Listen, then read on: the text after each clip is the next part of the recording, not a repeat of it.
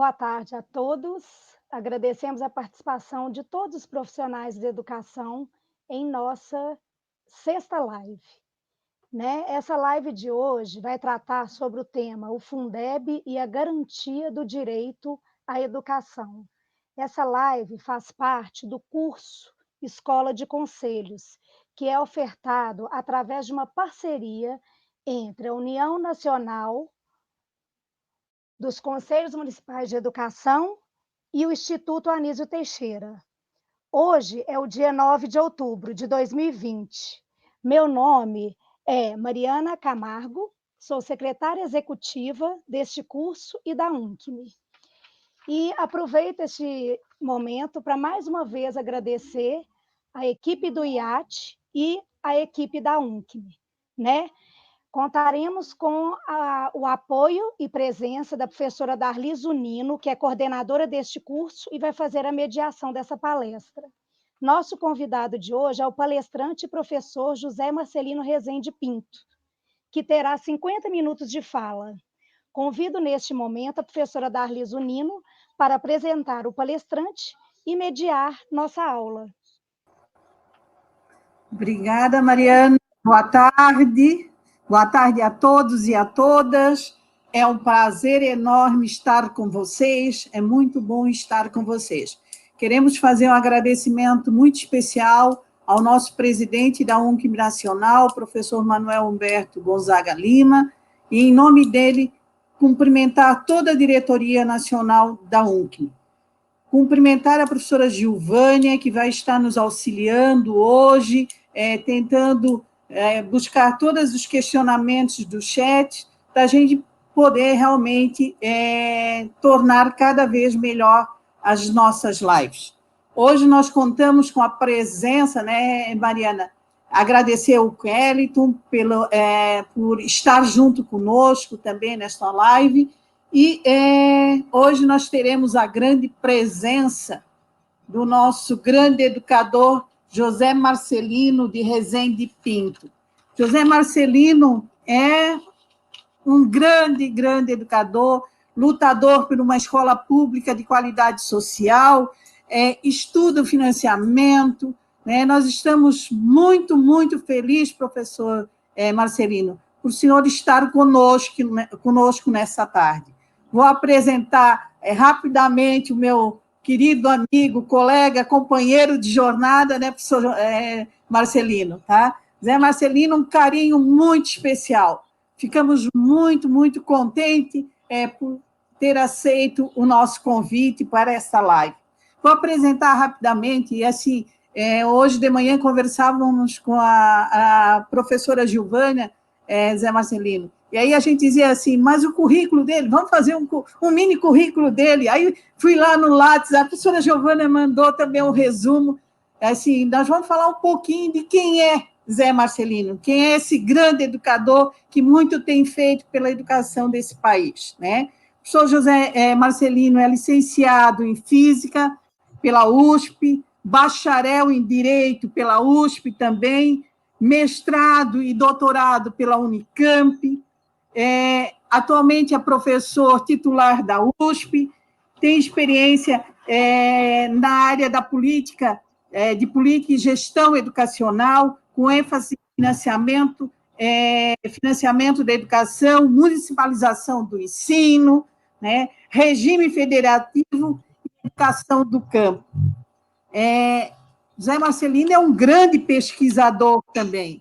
E aí, assim, nós tentamos tirar, Zé Marcelino, o suprassumo do seu currículo, Tentamos resumir, mas tem muita coisa no seu currículo, muita. O professor Marcelino também escreveu o PNE, grande desafio, professor Marcelino? Grande desafio esses planos de educação. O PNE em foco, políticas de responsabilização, regime de colaboração e Sistema Nacional de Educação. De um seminário com esse tema.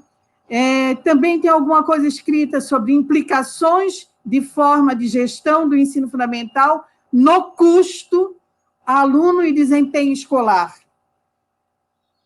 análise das diferenças do gasto aluno com custo nas escolas da rede municipal de Ribeirão Preto, à luz do princípio da equidade. Grande desafio tornar esse país, né, com menos desigualdade social. E é nessa pandemia, né, Zé Marcelino, que a gente sentiu o quanto esse país é desigual. Política pública e equidade, análise das escolas públicas do ensino fundamental de Ribeirão Preto. Ele fez uma investigação também a respeito, achei muito interessante essa investigação, não sei se vai dar tempo, Zé Marcelino, de conversar um pouquinho sobre isso, porque o nosso tema é Fundeb, mas uma investigação a respeito do custo aluno e da distribuição de responsabilidade pelo financiamento entre os diferentes níveis de governo da Califórnia, nos Estados Unidos, né? É estudioso, conferencista, pesquisador, grande defensor do Fundeb, e eu diria, não sei se eu estou errada, que é o grande pai do nosso CAC e CAQI, o custo aluno qualidade inicial e o custo aluno qualidade, né? Foi uma batalha enorme, né? E nós ficávamos lá em 2008 no CNE querendo que aprovasse a resolução e não tinha jeito, né? Ex-presidente da FINEDUCA, que é a Associação Nacional de Pesquisa e Financiamento da Educação, editor da revista da FINEDUCA, foi diretor do INEP, do nosso Instituto Nacional, né, de Estudo e Pesquisa Anísio Teixeira, em 2003, presidente, olha só, gente, presidente do Conselho Municipal de Ribeirão Preto, 2008, 2010. Então, Zé Marcelino, você está entre amigos, né? Nós contamos hoje com a presença de conselheiros municipais de educação no curso de conselheiros do Fundeb, fizemos um convite a todos os educadores, porque esse tema do financiamento é muito desafiador. Passo para você, tá? Tudo de bom e depois nós continuamos a conversa, Zé. É contigo, Zé. Obrigada, tá? Obrigado, Darli, uma alegria muito grande, né? Essa simpatia, muito gostoso ouvir também os diferentes sotaques, né? Esse sotaque de Santa Catarina, que tem um chiadinho português, não sei se posso dizer, né? Lusitano, uma colonização forte aí, né? Florianópolis. A Mariana, que já não tem muito sotaque, não sei se é baiana, né? O Kellyton com certeza é baiano, que está dando suporte, a nossa querida Gilvânia, né, uma referência aí no movimento dos Conselhos Municipais de Educação. Então, eu só posso ficar muito alegre com esse convite, né? Hoje nós temos essa possibilidade, né, não dá para dizer que é o lado bom da pandemia, né, mas a gente está aprendendo com a pandemia. Então, falando aqui de Ribeirão, vocês aí em Santa Catarina, Sergipe, Alagoas, Bahia, né? Então, vamos, pelo menos já que estamos e devemos estar, né, o mais possível isolados, né, vamos usar esse tempo para discutir, para debater, né, meus colegas conselheiros, né, eu acho que eu já, como participei de uma atividade esses dias, falei que eu já estou podendo aposentar como conselheiro municipal de educação, porque eu acho que somando meu tempo em Minas e aqui já dá uns 30 e poucos anos aí de conselho, né, então sempre sou um defensor, né, da sociedade civil, quer dizer, nós estava falando com a Gilvânia, inclusive, nesse debate aí da regulamentação do Fundeb, nós precisamos garantir para os conselhos uma estrutura independente, o conselho não pode ficar dependendo de Secretaria de Educação, dependendo de secretário, dependendo de prefeito, né? Como é que eu posso ter um conselho do Fundeb, por exemplo, que não tem um contador, né? É inadmissível, né? A gente mora aqui em Ribeirão Preto, a cidade de 700 mil habitantes, e o conselho ocupa um espaço meio assim de favor, né? Só para vocês terem uma ideia como a coisa é complexa, mas é um conselho de luta, né? Esse é o lado bom da coisa. Bom, gente, vamos falar de dinheiro, né? Eu sei que educador muitas vezes não gosta, quer discutir a parte pedagógica, mas eu falo o seguinte: sem dinheiro não tem pedagógico, né? Queria homenagear também, né, o Instituto Anísio Teixeira, sou um grande admirador do Anísio Teixeira, né? Uma referência para nós, né, seja na própria discussão do financiamento, que ele trouxe contribuições importantes, né, a própria ideia dos conselhos. Eu mesmo cheguei a escrever um artigo sobre a concepção de financiamento da educação, junto com o Paulo Sena, né, um pouco presente no Manifesto dos Pioneiros, e que é clara a influência do Anísio Teixeira, né? O Anísio Teixeira também referência na Escola Parque, né? Eu cheguei a ter o prazer de visitar na Bahia, né? O projeto, né? Então, assim, é uma referência, né? Em qualquer aspecto que a gente for falar aí, o Anísio Teixeira é uma referência para nós todos. E vou pedir licença, gente, porque falar de financiamento sem uma tabela, sem um número, né? Eu tenho até um copo d'água aqui que às vezes eu uso para fazer alguma analogia, mas então eu vou pedir licença e vou compartilhar com vocês uma tela, né? Com as minhas professor ruim é duro, né? Gosta de uma tabela, né? Então vamos lá, gosta de um. Então vamos lá compartilhar com vocês, né? O sistema deve estar entrando aí, vamos lá. Aí, agora está entrando, acho que entrou, né? Vou colocar em tela cheia, vou pedir para a professora Darli, qualquer coisa, dar um grito aí, porque agora eu não estou vendo nada, só estou vendo a minha tela e a câmera, né? Então eu pus um título que eu tenho usado, né? O novo e o velho Fundeb, né? Em tempos de pandemia, em tempos de crise, né? É um pouco aquilo, né? O rei está morto, viva o novo rei, né? O Fundeb está quase morto, viva o novo Fundeb, né? Então, essa é um pouco a realidade.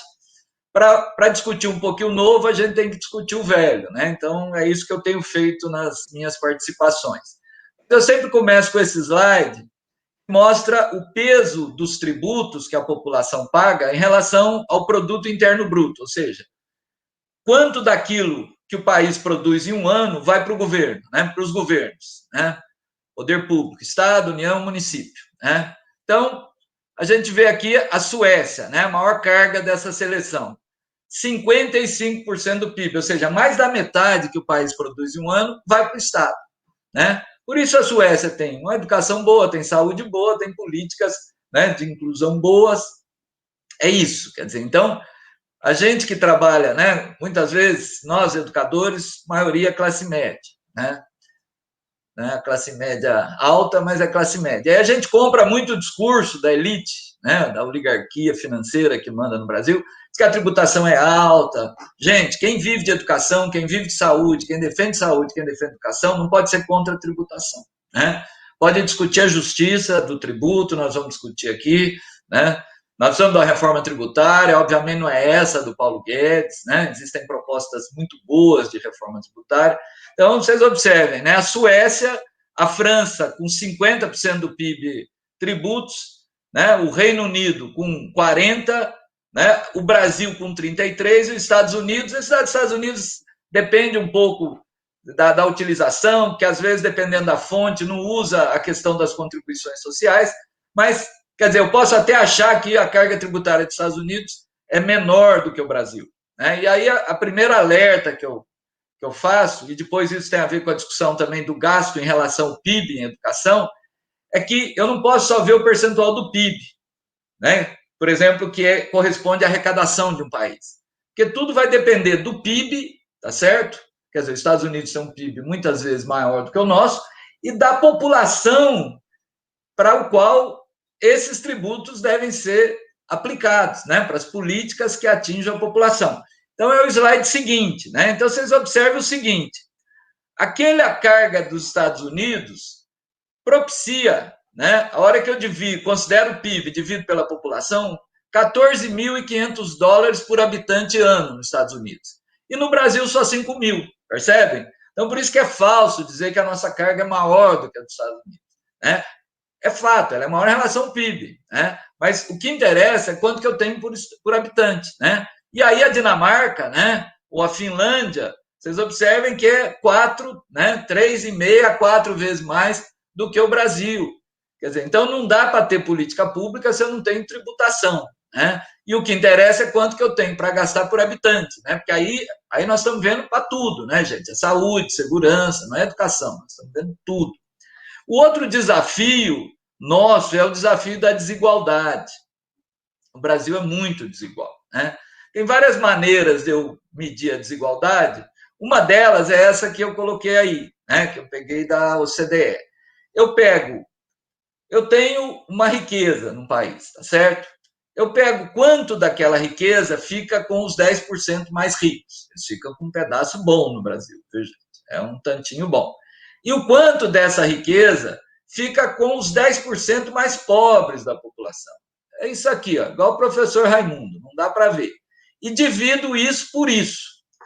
Quando eu faço essa conta na Finlândia, por exemplo, dá 5,6, ou seja, menos que 6 vezes. Na Dinamarca dá 8. Né? Não existe lugar no mundo que dê 1, né? Que seria a justiça perfeita. Mas no Brasil, gente, dá mais de 40 vezes, percebem? É muito desigual. Quer dizer, o Brasil é muito desigual. Isso torna muito mais difícil as políticas públicas funcionarem. Porque quanto mais desigual um país, mais difícil. A gente vê muito, por exemplo, a Finlândia. Todo mundo vai na escola pública. Então, você mistura todo mundo, isso dá qualidade. O Brasil, a gente tem um sistema educacional muito segmentado, né? A classe média, elite vai para a escola privada, dentro da escola pública eu tenho diferenças, quer dizer, vocês sabem que uma coisa é uma escola pública na periferia, outra coisa é uma escola pública no bairro de classe média. Eu tenho as diferenças regionais no Brasil, que são gigantescas, né? Daí o Fundeb. Então, assim, nós temos, primeiro, uma carga tributária que não é baixa, uma carga média, mas o recurso que ela propicia por habitante é baixo, né? E, em segundo lugar, nós temos um país muito desigual.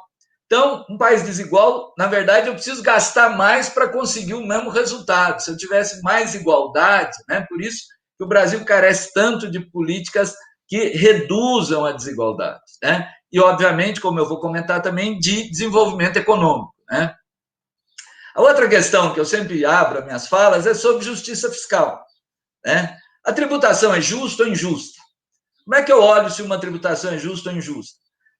Tributação justa é aquela que incide em cima de quem realmente tem dinheiro, dos ricos, dos que não trabalham, dos que vivem de renda, vivem de ações, né? Ações de bancos, ações de grandes empresas, né? Então, por exemplo, na Finlândia, 65% da tributação vem dessas fontes.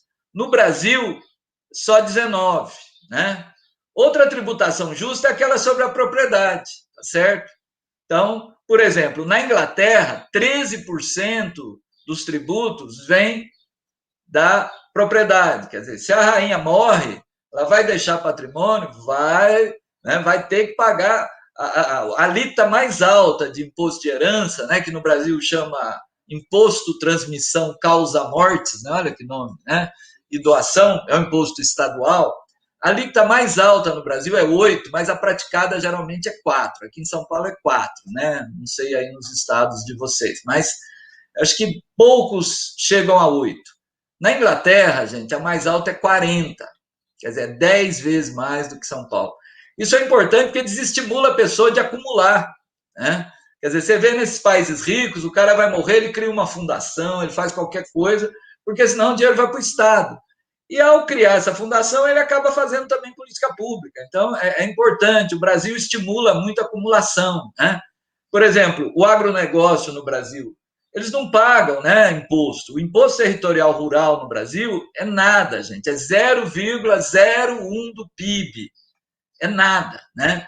Quem tem carro paga 36 vezes mais tributo do que tem no latifúndio, né? Quem tem terra, né? Então, e o grosso da nossa tributação vem de onde? A metade vem de bens e serviços, né? Aqui entra o ICMS, que é o principal componente do Fundeb, né? É o principal componente das receitas estaduais e de boa parte dos municípios. É daí que saiu o salário de nós, professores, né? E o ICMS ele é um tributo indireto, ele é um tributo que vai embutido no preço, né, das coisas. Você paga sem saber que está pagando.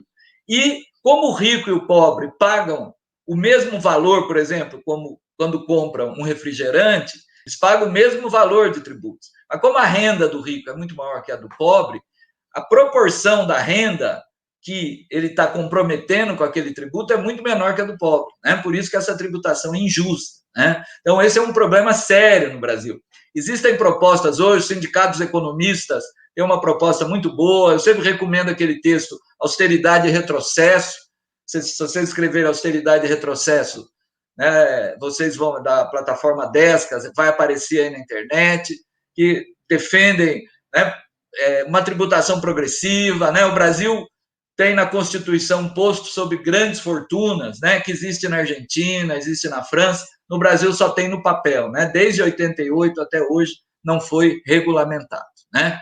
Bom, a outra questão é sempre essa, né? O presidente gosta de falar, todos os presidentes falam, né? Usam essa ideia. O Brasil gasta muito em relação ao PIB, né? Então eu peguei isso aqui do OCDE, esse número 6 do PIB para a educação é muito, o número correto é 5.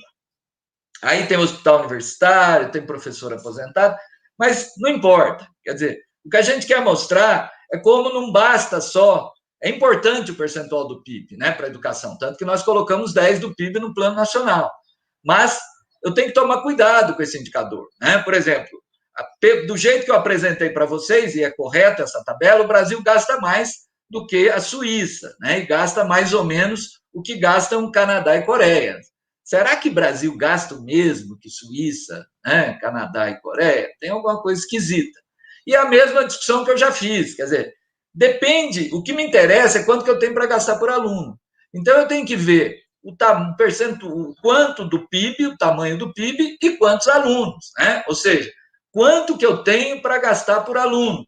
E aí a gente vê que na Suíça é 15 mil e no Brasil não chega a 4 mil, ou seja, a Suíça é 4 vezes mais do que o Brasil, a Coreia 2,5 vezes. Então, assim, não tem conversa, né? Não tem conversa. É muito pouco, né? Acho que essa é a primeira constatação, porque os economistas ligados ao mercado, né? Aqui em São Paulo hoje manda o INSPER, né? Você abre a Folha de São Paulo é o INSPER, você abre a Globo é o INSPER, né? E nem a universidade né? Não faz pesquisa, vendem ideologia, né? Então, não, que o Brasil gasta é suficiente, o problema é de gestão. Aí eu pego o Fundeb, né, na Bahia, aí, vamos ver. Bahia, né, todos os estados do Nordeste, né, acho que Sergipe, se não me engano, não tem complemento. Depois a gente vai ver, eu tenho a listinha aí. Santa Catarina também está no outro slide. Então, vocês imaginem o seguinte, hoje, para os 9 estados que recebem complementação da União, a expectativa, né, de recurso do Fundeb, expectativa, porque 2020, provavelmente vai ser menos, porque com a pandemia o Fundeb está caindo, né? Vou mostrar um dado para vocês. É 304 por mês, gente, né? Então, isso é o Fundeb, Bahia. Eu pergunto, é Bahia, né? Alagoas, é Amazonas, é Pará, né? São os 9 estados aí que recebem complementação. Eu pergunto para vocês, quanto custa uma escola privada, onde vocês estão, na cidade que vocês moram, né? Considerada de qualidade? Acho que vocês concordam comigo que é entre 1.000 e 1.500, né? Escola de elite aqui em São Paulo é de 4 a 5 mil, né, por mês, né? Então, quer dizer, o que o Fundeb dá em São Paulo em um ano é menos do que uma mensalidade de escola de elite, né? Lembrando que numa escola de elite você paga 13 mensalidades, né? E essa conta que eu fiz do Fundeb eu dividi por 12. Então, ainda fui... Em São Paulo, Fundeb, gente, né? Ah, coitada da Bahia. Bahia está baixo, mas em São Paulo é 355 a expectativa. Quer dizer, 355 não refresca também, né? Então, só para reforçar esse argumento, que vocês devem ouvir muito isso, né? Ah, tem que privatizar, porque privatizar é mais eficiente. Bom, eficiente é o sistema público, né? Que consegue na Bahia com 304, mais um pouco, né? Salvador não é 304, que aí tem as capitais, né? Elas têm receita própria, que não entra no Fundeb, mas boa parte dos municípios, né? Os municípios menores, eles vivem do Fundeb, né? Então, na verdade, eles são muito eficientes, né? Porque conseguindo fazer o que eles fazem com 1/3, 1/4, 1/5 do que uma escola privada gasta, e com um aluno, muito mais fácil ensinar para um aluno de classe média de escola privada, né, gente? Então, na verdade, quem é eficiente no Brasil é o sistema público, né? Só que precisa de mais recurso, né? Por isso a ideia do custo-qualidade. Bom, muitos de vocês já sabem, né? De onde vem o recurso, né? Aqui eu ressalto 2 fontes principais hoje, né? Nós temos expectativas de mais fontes, os royalties do petróleo, mas por enquanto é expectativa. Dinheiro que é bom mesmo são os impostos, né? O Brasil introduziu em 1934 e desde então vem brigando, porque vem ditadura, tira, cai ditadura, a sociedade recoloca. a gente chama de vinculação de impostos para a educação. O que é isso? É um percentual mínimo para a educação, garantido, né? 18% daquilo que a União arrecada, descontado das suas transferências, 25% do que estados e municípios arrecadam, descontadas as transferências que eles transferem e somando a que eles recebem. De impostos. Guardem isso, porque nem tudo que a gente paga para o governo é tributo. Os impostos representam a metade, percebe? Então, já vou voltar a esse tema. Então, isso é a vinculação. Outra informação importante, o 18% está parado, que a emenda 95, que criou a emenda do teto do gasto, do fim do mundo, ela tornou sem efeito esse percentual, né, para a União, tá certo? Depois, no debate, a gente pode voltar. Outra fonte importante é o salário educação. O salário educação não vem dos impostos, ele é uma contribuição social, é um tributo, mas que não imposto, vinculado diretamente à educação básica. Então, ele é a grande fonte da merenda escolar, do livro didático, né, do programa Dinheiro Direto na Escola, né? Era do salário educação que o governo federal estava fazendo um passa-moleque aí. Ele queria pegar dinheiro do salário educação para jogar no Fundeb e dizer que era dinheiro novo. A Fineduca aí, junto com a campanha, conseguiu barrar, né, num trabalho de opinião pública, de esclarecimento, né, com argumentos. E o salário educação é muito importante também, gente, para as redes estaduais e municipais, porque tem uma cota estadual e tem uma cota municipal de salário educação. Para municípios maiores, faz diferença, tá? É um dinheirinho. Aqui em Ribeirão, se não me engano, acho que está em, vou chutar, tá? Mas deve estar próximo de 10 milhões. Quer dizer, está certo que o município tem um orçamento de 500 milhões em educação, né? Mas esses 10 milhões, às vezes, ajuda nas políticas de assistência, né? Melhora a alimentação escolar, porque o per capita é baixo. Então, essas são as duas fontes principais. Impostos, né? Um percentual dos impostos e o salário de educação. Tem uma vantagem e uma desvantagem, né? A vantagem é o seguinte, quando a economia cresce, né? No período Lula, a gente vai ver, a economia bombou, o que aconteceu? A nossa estrutura de impostos, como eu falei, é muito em cima do consumo. Então, quando a economia melhora, as pessoas consomem mais e se arrecada mais impostos, né? Ao arrecadar mais impostos, aqueles percentuais para a educação também implicam em mais dinheiro, certo? Então, vocês vão ver que o Fundeb cresceu. Só que a hora que vem a crise, como nós estamos vivendo, na verdade estamos vivendo desde 2014, né? O que acontece com a arrecadação? Cai. É isso que todos estão sentindo, né? Seja na rede federal de educação superior, seja nas redes municipais, seja nas redes estaduais. Não é que se gastou muito, é que a arrecadação caiu, né? E a gente tem um problema estrutural também, que eu já comentei. Quem mais fica com dinheiro, eu já vou pular até para a próxima. Quem mais arrecada tributo no Brasil é o governo federal. Mesmo depois das transferências, estão vendo aqui em vermelhinho, ele fica com 58% de tudo que tem de tributo no Brasil. Mas ele fica com pouco imposto, percebe? O grosso dos impostos no Brasil são transferidos para estados e municípios. Então, o governo federal, do ponto de vista dos impostos, ele é pobre. Ele fica, olha aqui só para vocês verem, só com 27% depois das transferências. Então, isso cria uma situação que ele parece pobre do ponto de vista da legislação educacional, que garante dinheiro para a educação. Então, ele acaba contribuindo muito pouco para o financiamento da educação. Então, aqui é uma estimativa que a gente fez para 2017, quer dizer, grosso modo, de cada R$100 aplicado em educação geral no Brasil, o governo federal entra com 21, né? Na educação básica, gente, ele entra com 15. No Fundeb, ele entra com menos de 10, né? Com o novo Fundeb, né? Opa, deu um relâmpago aqui, gente. Tomara que venha a chuva. No novo Fundeb, ele vai aumentar para 23%, quer dizer, mais do que dobra, mas eu vou mostrar para vocês que é pouco ainda, né? Tá um trovão bonito aqui, até animei. Então, por que essa pequena contribuição do governo federal preocupa? Porque o governo federal é a grande expectativa do Plano Nacional de Educação, gente, que a gente nunca pode esquecer. A luta do Fundeb, do CAC na Constituição, não pode apagar a luta do Plano Nacional, que é lei aprovada, tem custo aluno qualidade lá dentro, tem custo aluno qualidade inicial, quer dizer, tem aumento de vaga em creche, não esqueçamos do Plano Nacional.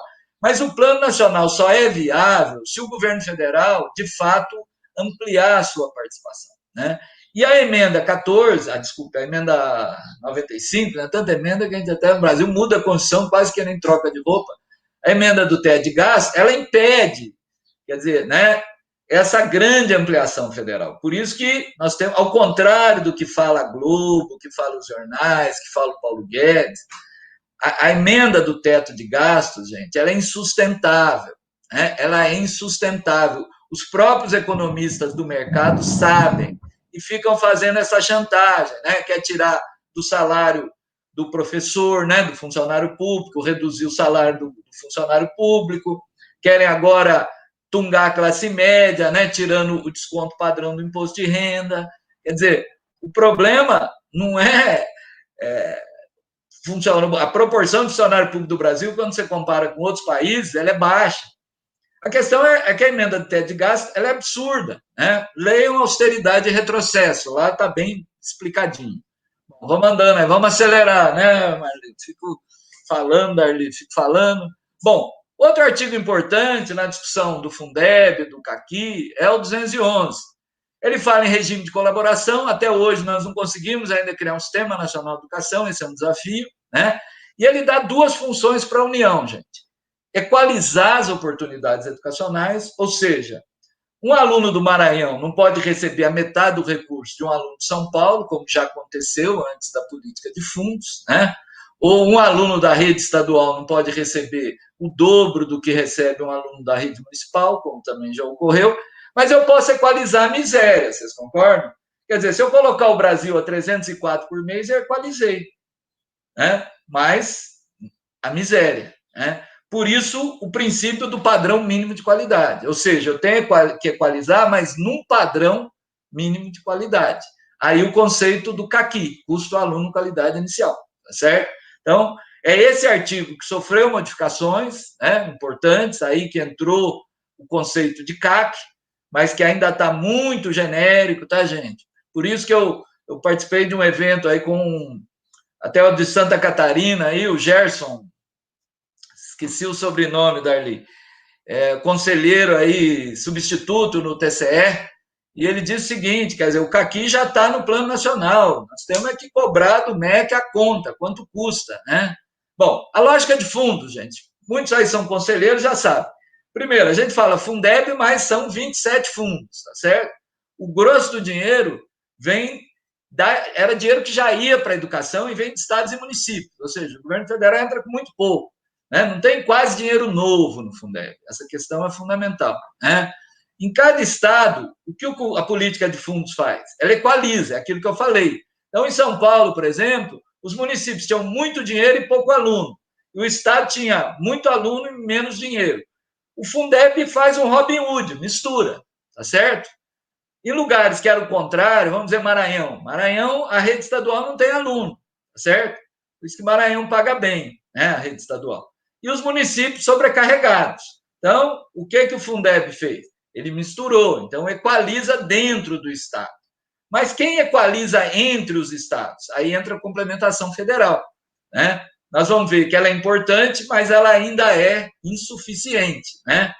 O recurso segue a matrícula, né? Então isso gerou muita municipalização, como nós vamos ver, principalmente na época do Fundeb, né? Complemento, já falei, aqueles estados e municípios com menor valor disponível, e o Fundeb tinha prazo para acabar, né? Acaba agora em dezembro. Felizmente se aprovou o novo Fundeb, então agora viva o novo Fundeb. Aqui a gente mostra a municipalização, né? Aqui é ensino fundamental, então vocês veem que no Maranhão a matrícula pública no ensino fundamental municipal chegou a 97%, né? Na Bahia 90%. Vocês observem que o Fundeb é o marco da municipalização. Olha São Paulo, gente, saiu de 11 para 50. É o menos municipalizado, né? Mas é o que mais expandiu a municipalização, né? Aqui a gente mostra o complemento, tá vendo? O pretinho aqui, ó, né? É o complemento federal. Então, vocês observem aqui o primeiro estado, aqui é o Maranhão, tá vendo? Aqui, ó. Isso aqui é o copo d'água, né? Então, metade aqui desse copo d'água é o dinheiro que vem do próprio Maranhão. Outra metade, isso é o que tem por aluno. Imagina isso aqui como, né, quanto que é isso hoje? 304 por mês. É isso, tá? Se não tivesse a metade federal, nós teríamos, né, 152, né, por mês, imagine. Então, o Fundeb é uma revolução no Maranhão, uma revolução no Pará, né? A Bahia, eu não pus aqui, mas já não é tanto, né? A Bahia está aqui, ó, deve dar aí uns 30% na Bahia, mais. Mas acaba o dinheiro, né, gente?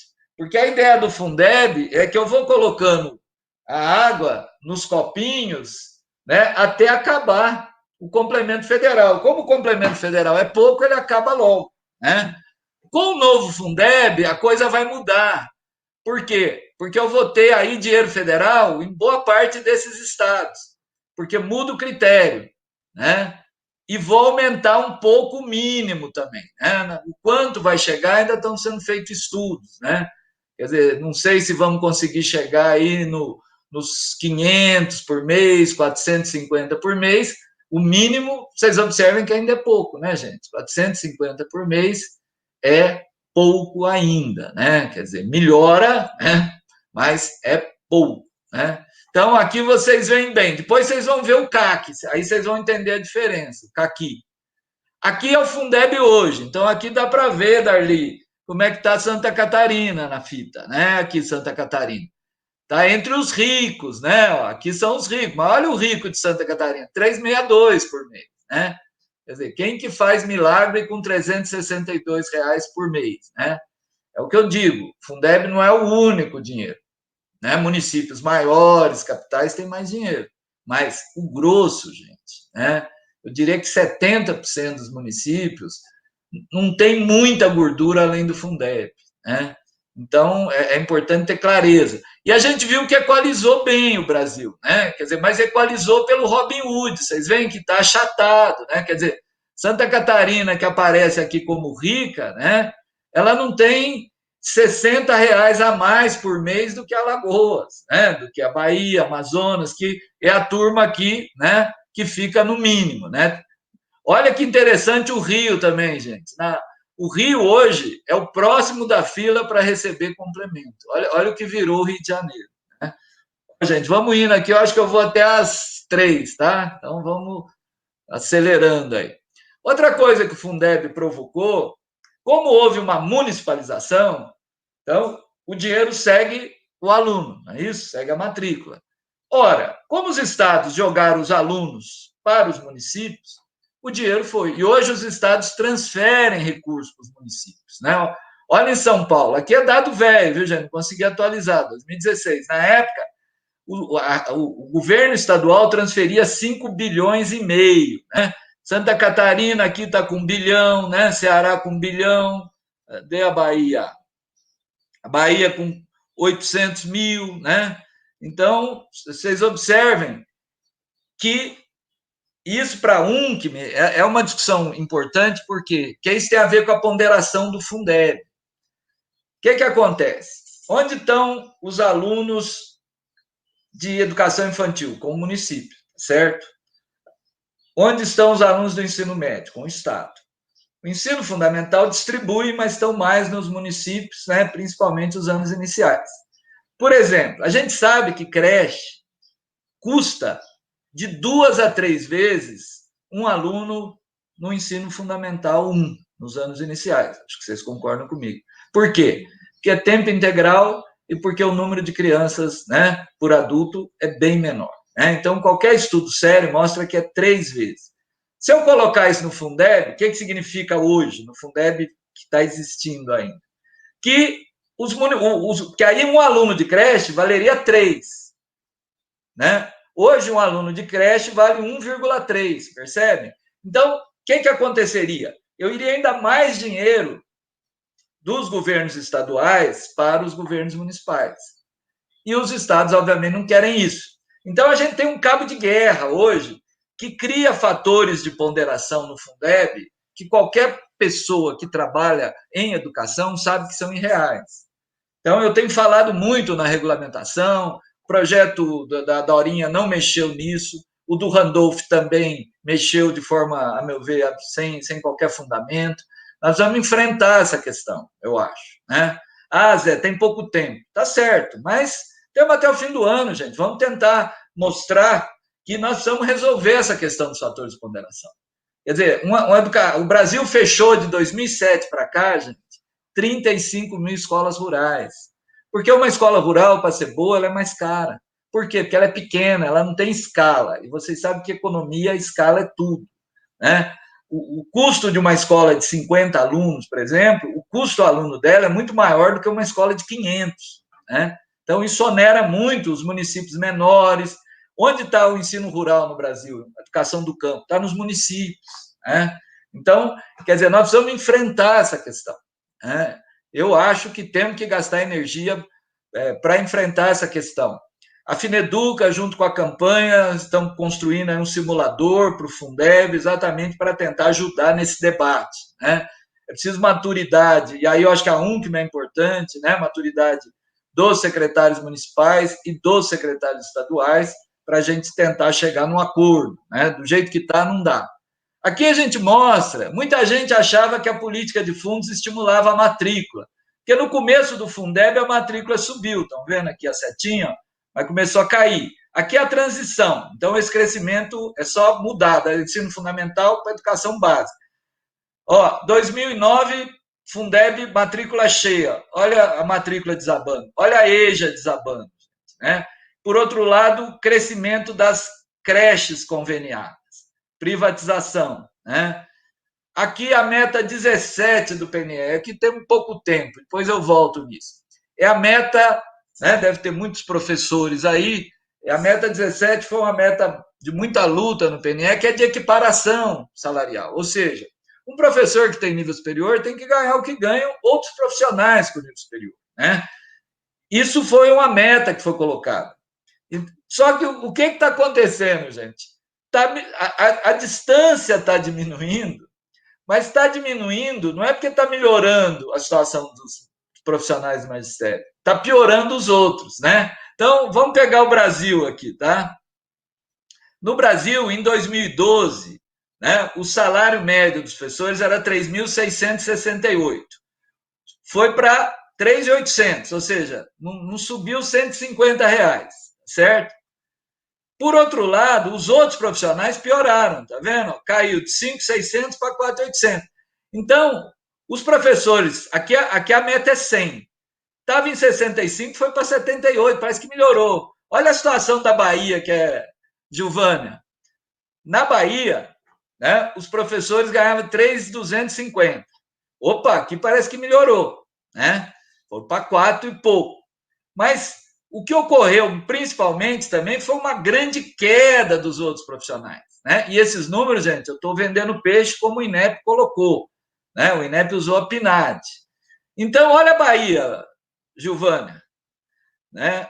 A Bahia estava a 40% pontos percentuais da meta, era 60, tinha que ser 100. Agora está em 103. Sergipe, o povo de Sergipe, olha, Sergipe está ganhando razoável, hein, gente? Mas olha Sergipe, né? Sergipe estava com 5.500. Me pareceu um valor aí, gostaria de debater com a turma de Sergipe. E caiu, né? Nesse meio tempo, né? Melhorou os outros. Então, em tese, Sergipe já estava na meta. Agora está 3 abaixo. Santa Catarina parece que melhorou muito, né, Darli? Ó, de 75 para 83. Mas olha aqui, ó, não aumentou R$100 no salário, né? Mas é que caiu os outros profissionais. Percebem? Então, estatística é um negócio que a gente tem que ficar esperto. Bom, aqui é o dinheiro do Fundeb. Vamos lá, vamos acelerando. Então, ó, aqui a gente era feliz e não sabia, tá, gente? Corrigido pela inflação, certo? Então, o que aconteceu? Ó, saiu de 143 para 170, né? 2014, né? Período, nós éramos felizes e não sabíamos, né? Quase 30 bilhões a mais no Fundeb. Aí começou a descida da serra, né? A Dilma com Levi, né? Isenção lá da tributos, golpe na Dilma, entra Temer, golpe, só desabando. Aí aqui tem uma recuperação, por quê? Eleição, né? Governo golpista, tal, precisava fazer alguma coisa. Aí, mas de qualquer maneira, nós chegamos em 2019, gente, no patamar de 2014. 5 anos jogados fora, não dá, né? E 2020? 2020 é a próxima. Tá caindo uma chuvinha aqui, gente. Deixa eu abrir até a janela aqui um pouquinho. Então, o que acontece? Olha, aqui eu fiz ficou bonito esse gráfico aqui. Ó. Eu analisei mês a mês, inspiração do Thiago Alves, mês a mês, né, comparando janeiro de um ano com janeiro de outro, certo? Fevereiro de um. Então, olha lá, corrigido pela inflação, tá? Então, janeiro começou uma quedinha. Fevereiro, mais 7. Março, mais 5. Abril, maio, né? Bom, lockdown, povo em casa, isolamento. Aqui começa a entrar um pouco, podemos dizer, o efeito aí dos R$600, né? Mas que tá acabando e estão querendo resolver o problema dos 600 tirando dinheiro do Fundeb, né? Só falta isso. O acumulado até agora do Fundeb é uma perda de 6, né? O que é muito ruim, né? O que vem pela frente ninguém sabe, né? Quer dizer, a Fineduca chegou a fazer cenários em que havia a possibilidade de uma perda de até 30%, né? Eu trabalharia com um cenário otimista de perda de 10, né, gente? Quer dizer, vai perder 10, nós estamos falando aí de 17 bilhões a menos, né? Então é dinheiro, né? Bom, aqui a gente fala do caqui, tá? Então, o que acontece? O preto é aquilo que eu já comentei, é o que é hoje. O amarelinho seria o caqui, gente. O caqui seria mais ou menos esse copo, ó, com água aqui cheinho, né? Mas é o caqui, gente. Caqui é inicial, quer dizer, não é a qualidade dos sonhos, não é o caqui, né? É aquela escola, gente, com feijão, com arroz, ovo, angu no prato, uma carne boa, né? Com parque infantil, com limite de alunos por turma. Aqui a gente pôs o piso, tá vendo, gente? O piso é baixo, nós fizemos o piso, né? Opa, tá chovendo aqui dentro. Nós colocamos o piso. Então, assim, mas tem laboratório, tem biblioteca, isso é o caqui, né? Como eu disse, nós conseguimos uma baita vitória. Até hoje eu não sei como, né? 23% de complemento no Fundeb. Né? Mas para ter o caqui, gente, a gente precisava não de 23, do dobro quase, 45, percebe? Então é isso. É o copo, né? A gente está com a garrafa meio aqui, ó, né? A Giovana gosta das analogias, nós estamos. Então, assim, vamos dizer o seguinte: o Fundeb hoje, a água está mais ou menos aqui, né? Com o novo complemento, em 2026, né, gente? 2026, eu já vou estar com 67, né? Talvez aposentar, tá difícil aposentar, né? Quer dizer, ainda é pouco, né, gente? Para a gente chegar no caqui, a gente tinha que estar mais ou menos aqui, ó, tá? Para vocês terem uma ideia. Então, estou acabando, gente. Então, considerações finais, vou falar rapidamente no Fundeb. Ele foi importante, né? Ele reduziu a desigualdade, com exceção dos municípios capital, interior e grandes municípios com os pequenos, mas só 9 estados. Ele não estimula expansão, né, gente? Nós temos um PNE que tem metas para creche, metas para pré-escola, para ensino médio. A gente não está usando, não estamos conseguindo, os sistemas não querem pôr mais aluno, porque mais aluno é mais despesa. Então, a lógica hoje, como eu mostrei, a matrícula está caindo, né?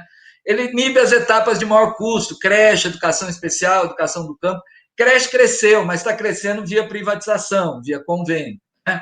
O valor aluno é baixo, como eu falei, né? O complemento da União, ele não chega ele é um quinto, ou vamos dizer assim, um quarto do caqui, né? do que é preciso para o caqui. O novo complemento vai ser a metade, né? Só para vocês terem uma ideia. Então, educação é salário, tá, gente? 80% a 90% do que se gasta em educação é salário. Salário de professor, de funcionário, né? É salário. Isso é no mundo, tá? Isso não é ineficiência, não. Educação é salário. Se for numa rede privada, é que eles têm muito lucro e tal, né? Mas educação é salário.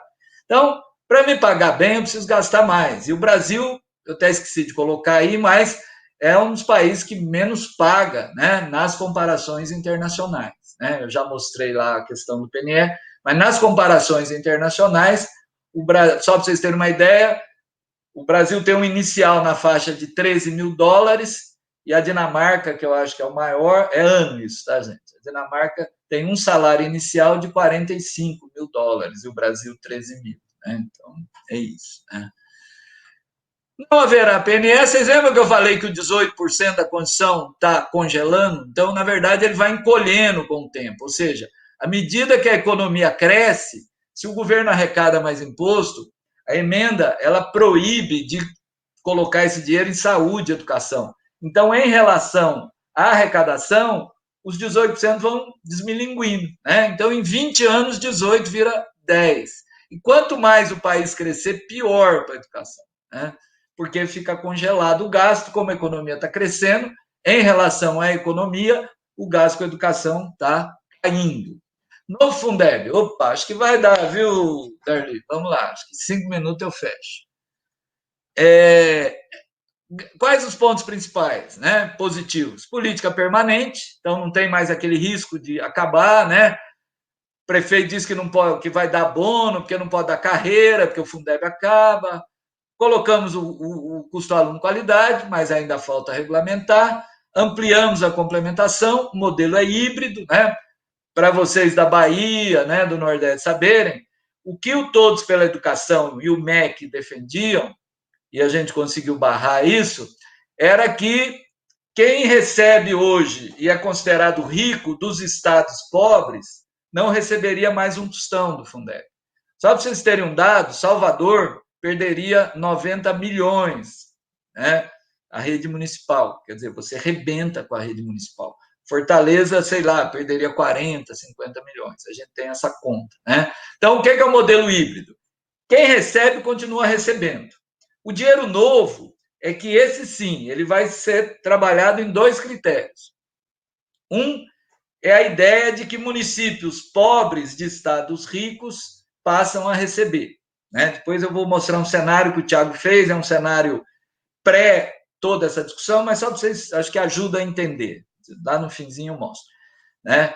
E aqueles considerados ricos, e não tem ninguém rico, né? Só uma capital ou outra, né? Algum município industrializado, isso não chega a 5% dos municípios brasileiros, né? Esses não vão receber o dinheiro novo. Se eles recebiam, né? Eles vão continuar recebendo. E aí tem um novo adicional, que é bastante polêmico, depois podemos debater, que ele fica vinculado, né, a 3 coisas: ao atendimento, à melhoria de aprendizagem e a redução da desigualdade. É a velha discussão do IDEB, ou seja, se melhorou o IDEB, né, aquela coisa que vem também da discussão sempre do Ceará, melhorou o IDEB, tem mais. Isso é muito complicado, depois a gente debate, porque senão não vai dar tempo, né? 2 conquistas que Fineduca, junto com a campanha, tiveram um papel importante, né? Além da questão do modelo híbrido, né? Modelo híbrido é uma vitória, e a segunda é vetar o uso do salário educação, como eu disse, que já estava prontinho para entrar e conseguimos barrar, né? Veda, isso foi uma baita conquista, né? Parabenizar a Dorinha, aqueles que incluíram isso. Proíbe contabilizar gasto com aposentadoria como gasto com manutenção e desenvolvimento do ensino, né? Isso atinge aquelas redes mais antigas, São Paulo, Rio Grande do Sul, eles fazem fraude, eles pegam o dinheiro que é para ir para a educação e usam para pagar aposentadoria, não pode, né? Quer dizer, qualquer bom senso ia dizer que não podia, né? Agora a Constituição veda, né? Muito forte, né? Vai para a cadeia, governador. Aí o Dória aqui queria pegar dinheiro da universidade para tapar o buraco. Conseguimos barrar, né? Mas aqui em São Paulo está uma tragédia, depois a gente fala. Outra coisa, desculpe, 70% antes 60% ia para profissionais do magistério do Fundeb. Agora é 70% para profissionais da educação. Não muda, tá? Depois vamos debater isso. 50% desse dinheiro novo aqui de complemento para a educação infantil. Isso é importante, embora ainda esteja meio confuso como é que vai ser a operacionalização disso. Isso eu acho que colocaram na última hora lá, ninguém até agora tem muita clareza de como é que isso vai ser calculado, né? E 15% também desse complemento da União tem que ir para gasto de capital. O que é gasto de capital, gente? Compra de equipamentos, material permanente, livros, material permanente, uma ampliação de escola, reforma de escola não, é custeio, mas ampliar, criar salas, construir escolas, são gastos com capital. Isso é importante, né? Porque a gente economiza no burro, né, gente? A gente economiza na pintura da escola, isso custa muito pouco, né? Ele faz uma diferença, né? Uma escola bonita, pintada, né? Não ser aquelas coisas chapadas, né? Reboco caindo, isso é pouco dinheiro, sabe, gente? Brinquedo para a educação infantil, né? Faz uma diferença. Parque infantil, faz uma diferença. Isso é dinheiro de pinga, como eu falo, sabe, gente? Pinga barata, não é pinga de Salinas, né? O que que ainda acabou passando, né? A questão dos convênios. Depois vamos debater isso aí também, né? É uma das fragilidades. Tudo vai depender de regulamentação. Quais os desafios? É a última, tá? É a penúltima, na verdade. Primeiro, pouco tempo que tem, né? O risco é vir uma medida provisória. E medida provisória com esse governo é tragédia, na certa, né? Imagine, né? Fatores de ponderação. Precisamos discutir. Recursos para o setor privado, né? Precisamos discutir bem. Critério de distribuição ponderada do VAT, como é que vai pesar, como é que você vai considerar, né? O que é o município rico, né? A questão da educação infantil, né? Como é que você vai, que critério vai ser construído para esse adicional, né? Eu defendo atendimento, quer dizer, vamos usar esses 2,5 que ninguém esperava, né, que viesse. Vamos usar isso para estimular a expansão, gente, porque tem muito município que não, eu não tenho de cabeça o número agora, mas mais de 100 municípios brasileiros não têm uma matrícula em creche, né? Então, assim, a região norte, o atendimento ainda é muito baixo, né, na educação infantil, né? Não atingimos a meta de pré-escola de 4,5%, 100%, né? No Brasil inteiro, acho que não tem um estado que atingiu, né? Santa Catarina tem indicadores bons, né, Darli? O valor do CAC e do CAQui, né, gente? Está tudo em aberto.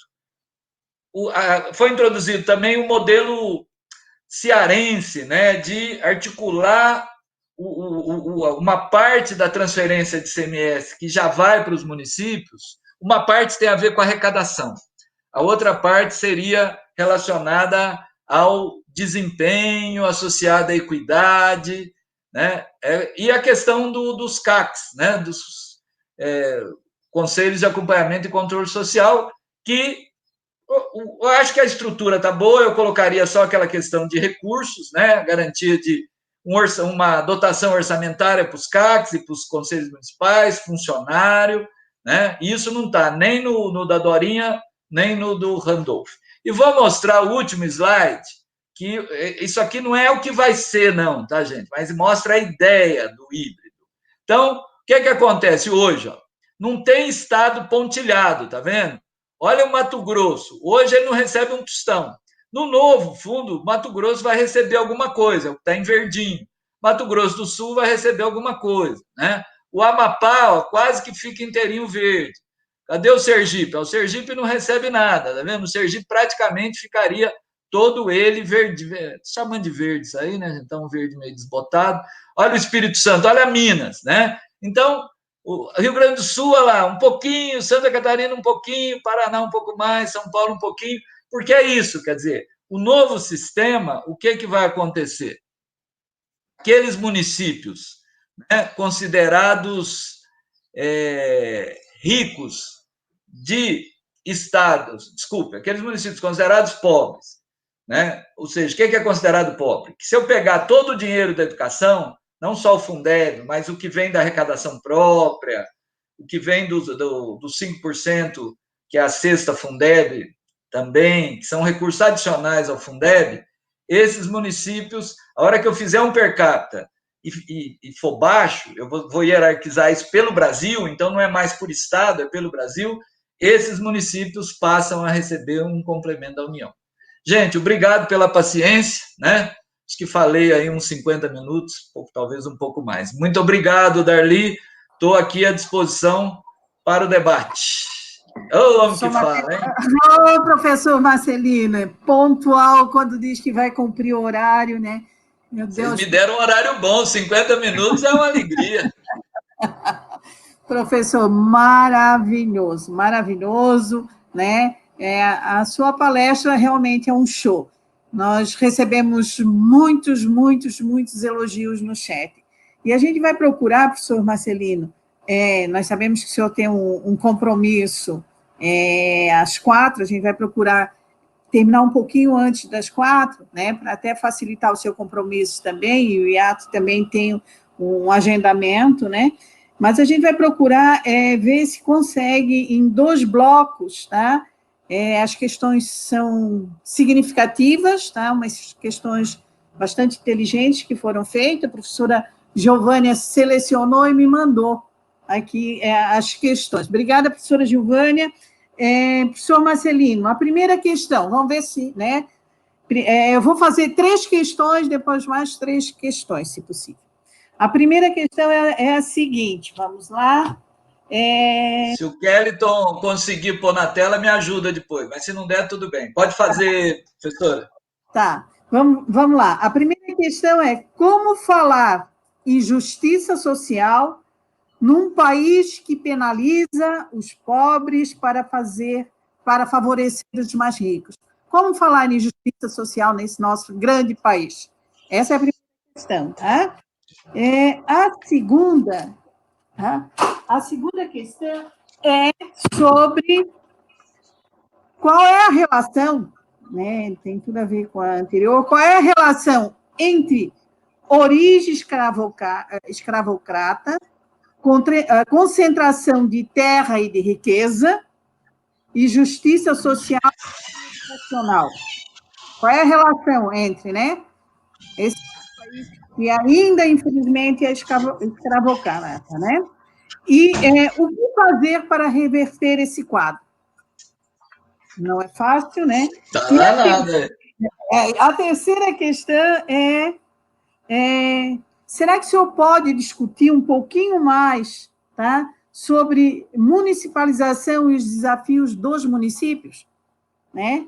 Será que é possível fazer essa discussão? São 3 questões, né? 2 bem relacionadas e não deixa de estar relacionada essa questão da municipalização também, né, professor?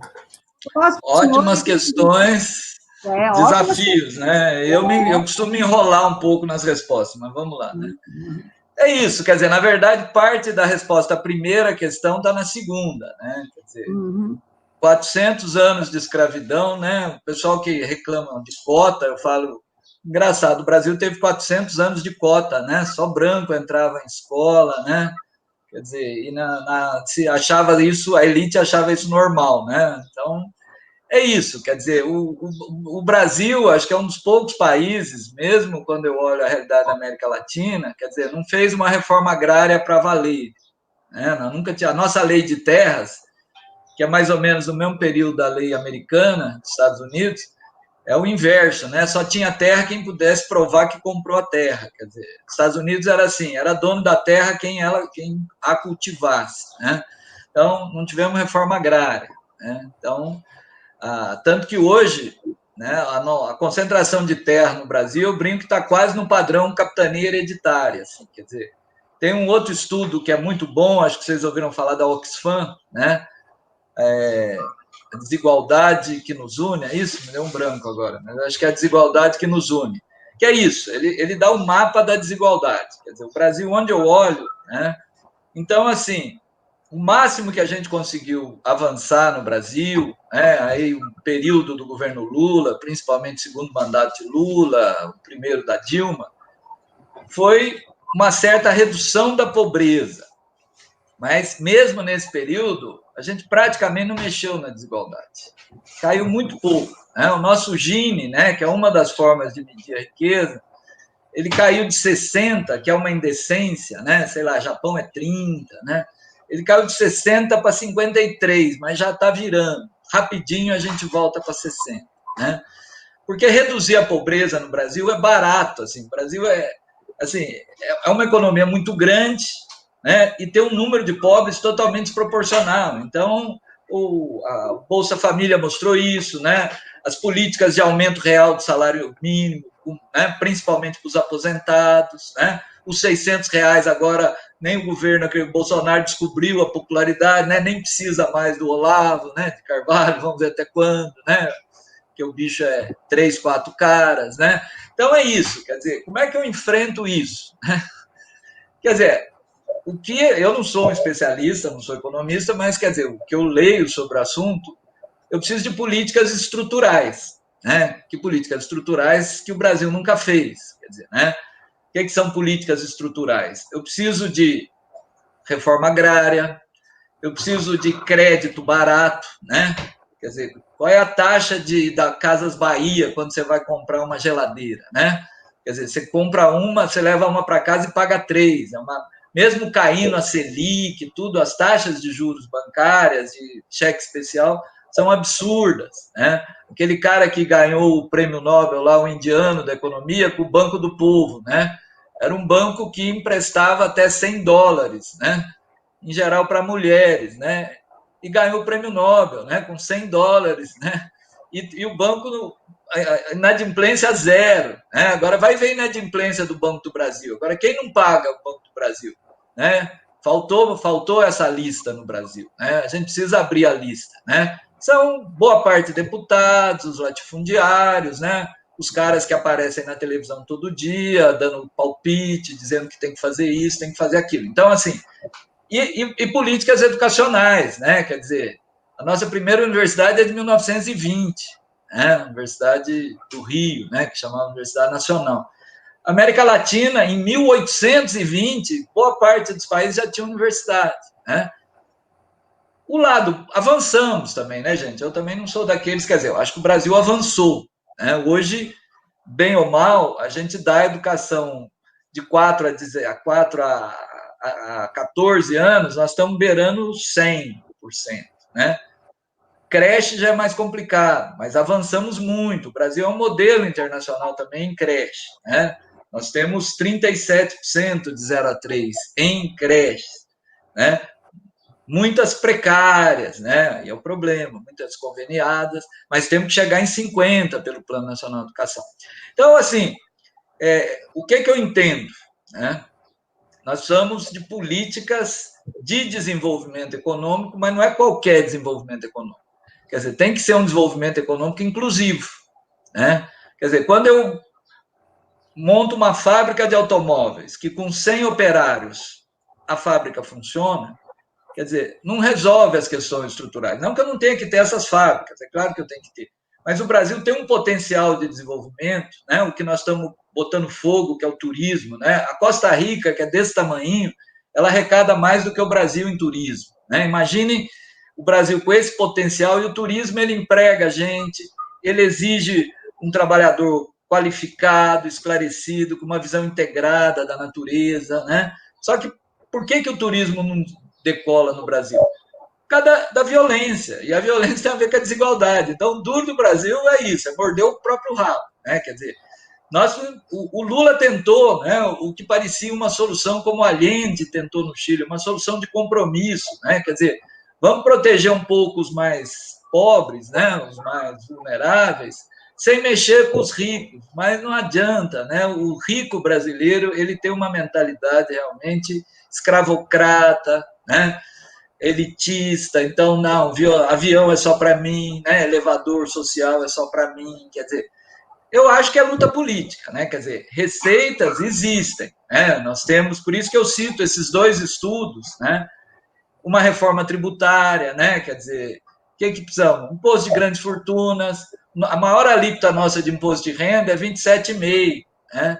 Você vai na Alemanha, 50%, né? E com detalhe, né?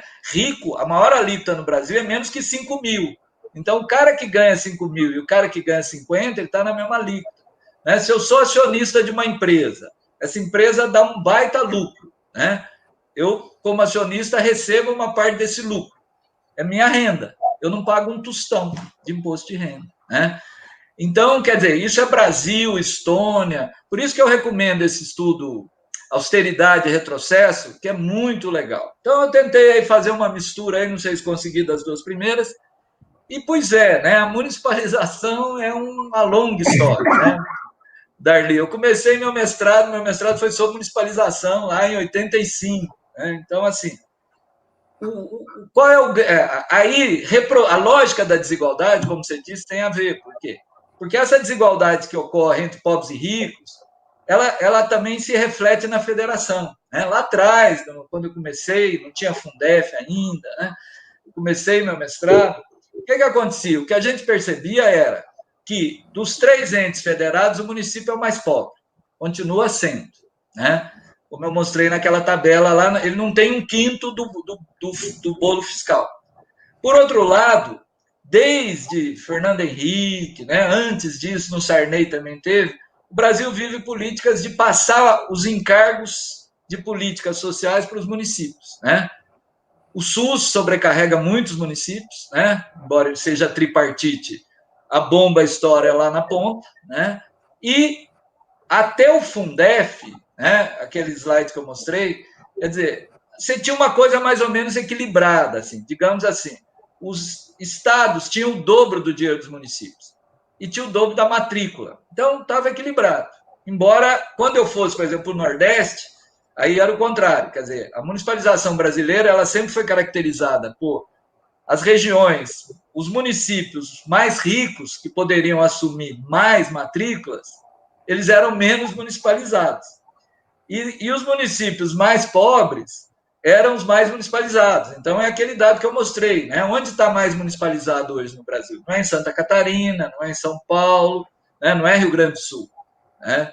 A municipalização avança no Nordeste, principalmente no Nordeste, ou seja, a rede municipal no Brasil, ela nasceu não de uma vontade do município de assumir, porque tinha condições de assumir, mas de uma omissão dos governos estaduais, né? Os governos estaduais, na minha leitura, eles são muito omissos com relação à educação, né? O Conselho, eu acho que tinha que ter uma outra postura, né? No sentido de maior diálogo. Aqui em São Paulo é assustador, né? É lavar as mãos. Então, assim, esse é o nó, né? Quer dizer, e tem relação com as 2 primeiras perguntas. Quer dizer, quem tem o dinheiro não tem a responsabilidade da matrícula, né? Então, o Fundeb avança nesse sentido. O Fundeb equaliza, mas é aquilo que eu falei, quer dizer, o per capita por aluno do Fundeb ainda é baixo, né? Então, eu preciso criar, quer dizer, não é possível, né, gente? O custo aluno qualidade, ele já estava previsto na emenda 14 de 97. Quer dizer, nós estamos com quantos anos aí? 23 anos, né, da emenda 14 do Fundef. Lá dizia, a partir de 2001, o Brasil terá custo aluno qualidade. Quer dizer, na verdade, antecede a discussão da campanha.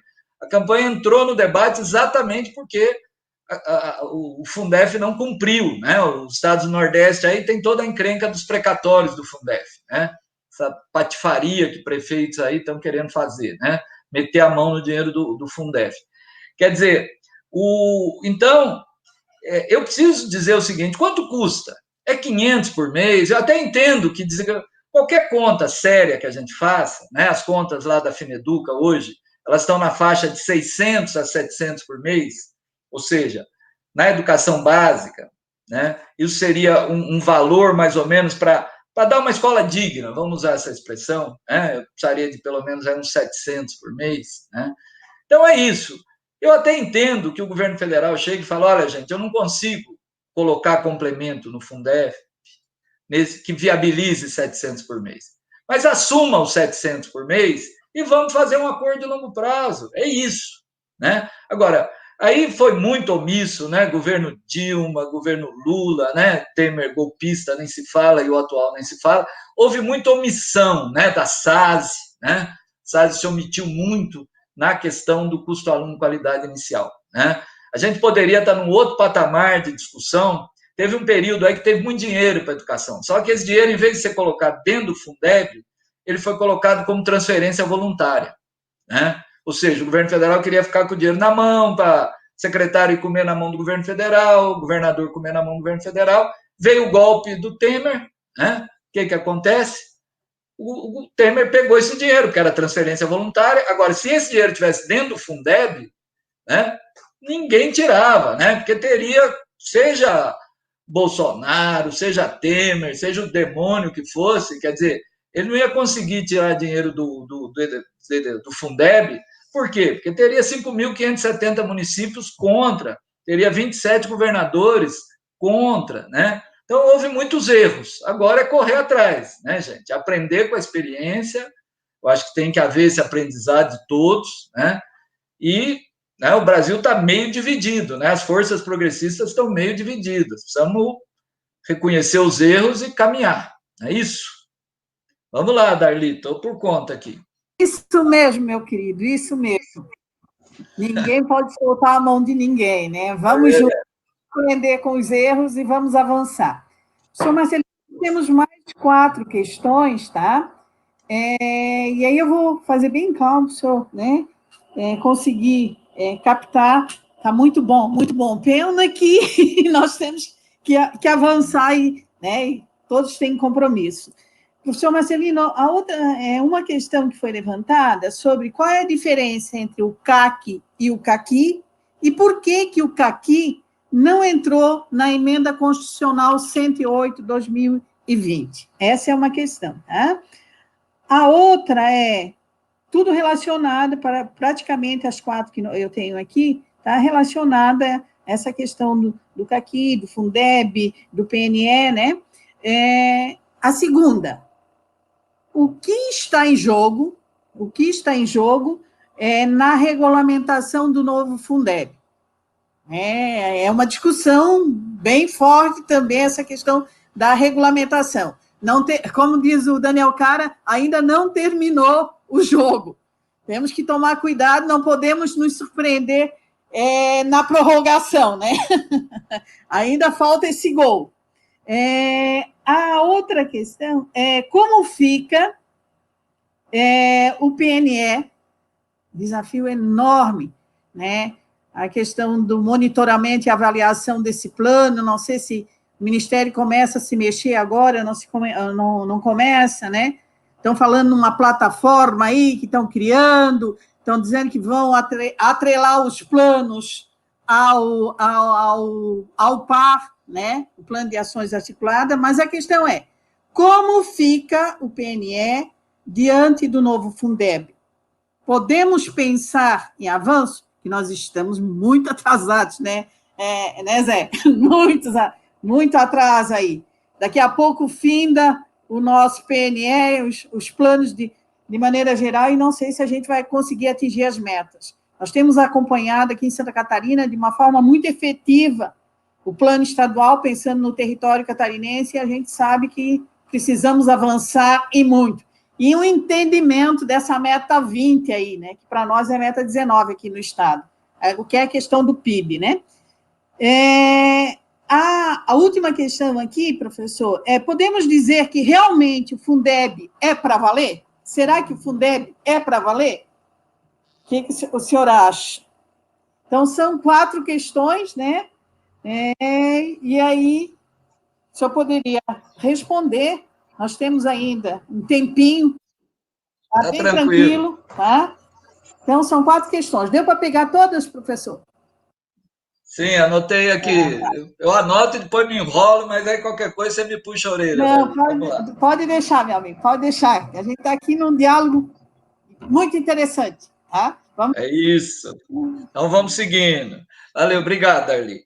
Bom, caqui, né? Sempre dá essa. E cadê o caqui, né? A gente falava tanto no caqui, cadê o caqui? Então, eu particularmente, eu sempre brigo mais pelo caqui do que pelo CAC, né? Por quê? Porque o caqui, ele dialoga exatamente com o artigo 211, né? Aquele parágrafo primeiro, que diz que o governo federal ele tem que garantir um padrão, além de equalizar, né? Garantir um padrão mínimo de qualidade de ensino. Para mim, essa é a ideia, quer dizer, vamos chamar da escola digna. Nós precisamos criar uma escola digna no Brasil. Então, o caqui é aquilo que nenhuma escola não pode ter, não pode deixar de ter, né? Então, é isso. Quer dizer, a gente sabe que boa parte das escolas brasileiras hoje tem problemas seríssimos de infraestrutura, né? De ausência de equipamentos básicos, né? A inclusão nem se fala, né? Do ponto de vista da deficiência, né? Então, quer dizer, às vezes tem quadra de esporte, mas a quadra fica trancada, às vezes tem biblioteca, mas não tem bibliotecário, né? Quer dizer, a gente pode dizer que a lei das bibliotecas escolares no Brasil, embora esteja na LDB, aquilo simplesmente foi ignorado, né? O que você tem é sala de leitura, aí é professor readaptado. Então, assim, a ideia do CAQUI, e de fato, a expressão custo-aluno qualidade inicial, ela não ficou, né? Eu lamento, mas acho que também não é a questão, quer dizer, não tem que ficar brigando por nome, né? Quem é pai, né? Eu brinco que o conceito de custo-aluno qualidade inicial, que foi um conceito elaborado pela campanha, né, de forma coletiva, eu e a Denise tivemos a alegria de sermos os parteiros, né? Eu prefiro nos compararmos aos parteiros do custo-qualidade. A gente seguiu todo o processo, né? Um processo que começou em 2002, eu, na verdade, entrei em 2003 nesse processo, acho que a Denise também, depois o Daniel acompanhou, e eu acompanhei agora a Andressa, né? Quer dizer, nós tivemos uma responsabilidade grande que foi discutir os fundamentos legais, né? Naquela época, eu gosto sempre daquele livro de 2007, né? Aquele livro que saiu sobre o CAQUI, né? Então, assim, por que não está, né? Perguntaram por que não está. É que para entrar a própria noção do custo-aluno qualidade associada a condições de oferta, quem acompanhou, assim, foi na prorrogação que entrou o custo-aluno qualidade, né? Porque o que o custo-aluno qualidade apanhou, né, da mídia, né, editorial de jornal, né, todos pela educação, é um ódio, né? Eu fico impressionado como a direita, né, como esses reformadores educacionais ligados ao mercado, ao INSPER, ao Todos pela Educação, ao Itaú Cultural, Banco Itaú, esse povo tudo aí, assim, eles detestam, é tão engraçado, né? Porque para o filho deles, eles querem uma escola com biblioteca, com professor qualificado, mas a escola pública não, né, gente? A escola pública é só o IDEB, né? Eu quero o IDEB, ou seja, senta os meninos na terra, sem biblioteca, sem nada, e doutrina para fazer a prova Brasil. Quer dizer, essa é a visão de qualidade da educação dos reformadores educacionais brasileiros, né? Que tem muito dinheiro e tem muita penetração na mídia. Então, assim, o conceito custo-aluno qualidade está na Constituição? Acho que é isso. A noção do padrão mínimo de qualidade também está lá, quer dizer, já estava, né, como eu mostrei, e agora, de um lado, eu acho que enfraqueceu, porque ela está associada, quer dizer, o CAQUI agora, o padrão mínimo está associado ao CAC, o que é fundamental, quer dizer, está associado aos insumos, mas isso já estava, né, porque a própria LDB já fala isso, mas aí, ali eu acho que puseram mais um bode, porque a história do CAC, do CAQUI, é um bode em cima de outro bode, né? Com todo respeito aos bodes.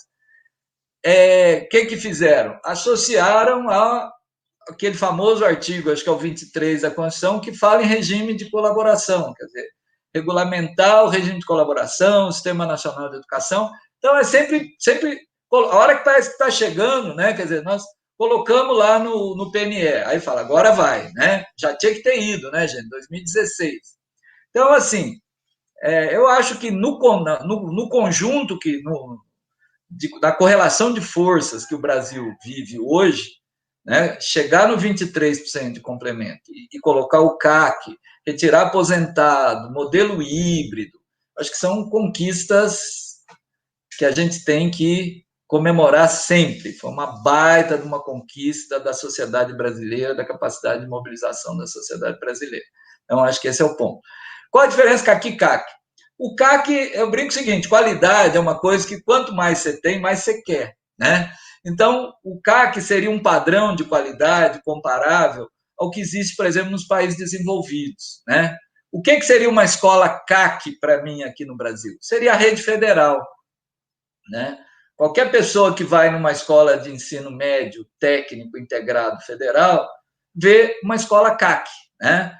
É uma escola que cumpre aquilo que está na LDB, ou seja, ela prepara para o mundo do trabalho, qualifica, ela fortalece a cidadania, ela estimula o pensamento crítico, ela oferece condições adequadas de oferta, ela remunera bem, ela oferece uma carreira, né? Então, quando eu penso no CAC, eu penso na rede federal, né? Se vocês querem um parâmetro. O CAQUI é aquilo que eu disse, é o feijão com arroz bom, que sustenta, né? Com a farinha, né? Com a rapadura, né? No sentido de pensar aquela escola que realmente seja digna, né? Que não tenha piso rachado, que a criança pode cortar o pé, que o banheiro tenha azulejo, né? Não seja mal cheiroso, né? Que tenha um módulo de funcionários por escola adequado, né, que o professor... Né, eu sempre recomendo um trabalho feito pela Ação Educativa, não sei se já viram, o INDIC, Indicadores de Qualidade da Educação. Se vocês escreverem indic.org, vocês vão entrar lá na página do INDIC. É um trabalho que a Ação Educativa coordenou, e lá eles construíram alguns indicadores de qualidade, mas não numa lógica do IDEB, é uma lógica da autoavaliação. Só uma pergunta para vocês terem uma ideia é o seguinte: as crianças gostam de ir na escola? Os professores gostam de trabalhar nessa escola? Percebe? Avaliação é muito mais do que uma nota, né? Então, acho que é um pouco isso. Espero que tenha respondido. O que está em jogo? Tem muita coisa em jogo ainda, né? Porque o setor privado ele quer o dinheiro que hoje vai para o sistema público, né? O capital privado hoje, ele não tem, quer dizer, a nossa economia foi uma economia que foi tão desindustrializada, né? Quer dizer, nós fomos fechando indústria, né? Fábrica de carro fechando, só tudo é China, né? Isso é meio mundial no capitalismo, né? Nos Estados Unidos também é isso, né? Aí os meninos saem matando os outros nas escolas, né? Aí o Brasil quer copiar, né? Esse presidente adora os Estados Unidos, mas só importa que empresta, né? As péssimas ideias, as religiões que só querem o dinheiro, né? Dos fiéis. Quer dizer, então, assim, o que está em jogo, o setor privado hoje, ele não tem muito, no âmbito da esfera privada, do mercado propriamente, ele não tem muito por onde crescer. Então, ele quer crescer em cima do serviço público, né? Foi isso que aconteceu com o saneamento básico, né? Alagoas, acho que foi Alagoas que eu vi, quer dizer, um ágio de 2 bilhões na privatização do sistema da região metropolitana de Maceió. Quem vai pagar esses 2 bilhões? Né? Todo mundo batendo palma. Para onde foi o dinheiro? Vai para o governador, né? Que vai torrar isso em campanha eleitoral. Quem vai pagar a conta dos 2 bilhões? É a população. Agora, o cara que mora na periferia, como é que ele vai pagar a conta d'água? Né? Então é isso, quer dizer, o setor privado hoje, ele está de olho no dinheiro público. A educação é 5 do PIB, é dinheiro, né? Para investidor privado é dinheiro. Então é isso, o Paulo Guedes tentou enfiar o voucher lá, foi com o barrou, né? Então, assim, eu acho que um dos elementos que está em jogo é essa lógica do dinheiro público para o setor privado. Na minha leitura, e ela pode estar errada, a redação não ficou ruim, porque ela remete ao 213 da Constituição. E o 213 é muito claro, ele diz: só em falta de vagas e instituições não lucrativas, né? Ou seja, então, em tese, não alterou o que já existe, mas tem chão ainda, né? Quer dizer, hoje no Fundeb é proibido o convênio no ensino fundamental, isso não está definido na Constituição, né?